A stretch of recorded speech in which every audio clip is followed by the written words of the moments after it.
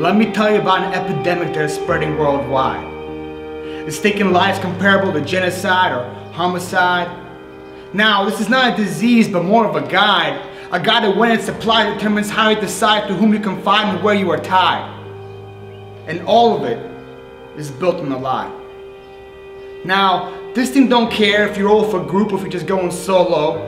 Its main point is to blind you like you're in a game of Marco Polo. If you haven't figured it out yet, I'm talking about the epidemic of YOLO. That's right, YOLO. The word is taking over social media. Getting so big it's gonna end up in the encyclopedia. A word that seems harmless is even fun to pronounce. YOLO stands for you only live once. You only live once. So give it all you got. You only live once, so why not buy a yacht? You only live once. Why not try some pot? Sleep with whoever's hot. Get a drink by the spot, and while you're at it, tie the knot. Why not? You only live once. If it don't work, just untie it. YOLO. Get a divorce and end it. Tell her YOLO and split. I'm sure she'll understand. You're living the YOLO life. You ain't got time to commit. See, but what we fail to notice is that YOLO leads to sin. Yeah, sin. The thing that poisons you from within. That knocks you down like you're a bowling pin and makes you crumble like the wall in Berlin. Sin. YOLO leads to sin. And sin is a very deceiving actor. It's the only thing on this planet that has a diminishing factor. It traps you on this, oh, it's alright kind of course. It gives its best in the beginning, and then it only gets worse. For example, envision this scenario. A man going to school, getting all the best grades. Has on the finest pair of clothes, has on the finest pair of shades, has all the best friends, rolls with the best brigades, sleeps with all the finest women, avoids all of the grenades. All seems to be going nice and well until the doctor tells him he has AIDS. See, YOLO trapped him. He thought he was living on this all it's alright kind of course.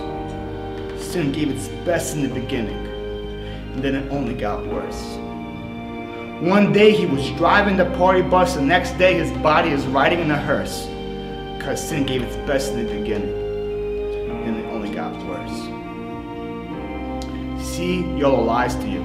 It tells you that the only point in life is to have temporary joy. It says any moment of sadness can be fixed with buying a new toy. It tells you to follow all the new trends, to get the new Mercedes-Benz, and get new unchristian friends, and while you're at it, just to spend, spend, spend, spend, spend.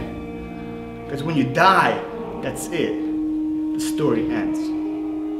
See, but we know our life goes on and on. We know our story goes on and on. Our life does not end at the sound of the thunder. Our life and our soul is not stuck 6 feet under. After you die, you go through one of two doors. One's filled with bright colors. The other one has lava floors. One has great sounds of joy. The other one has terror roars. Yeah, I'm talking about heaven or hell. And the door that you go through is determined by the life that you dwell. If you are saved by Christ, if you are literally saved by the bell. See, the sad part is, after you die, you can't hit rewind. You can't go back in time. You cannot change your mind. When you die, it's over. Flush. Life is not a game of Candy Crush. So when the time runs out, or the moves runs out, you don't get another life. So don't be trapped by this idea of YOLO. Don't be blind like you're playing a game of Marco Polo. Be more clever. Next time your friends offer you sin, you reply with never. They say, oh, come on, man, YOLO. You say whatever. It's not you only live once. It's you only live forever. It's not you only live once. It's you only live forever.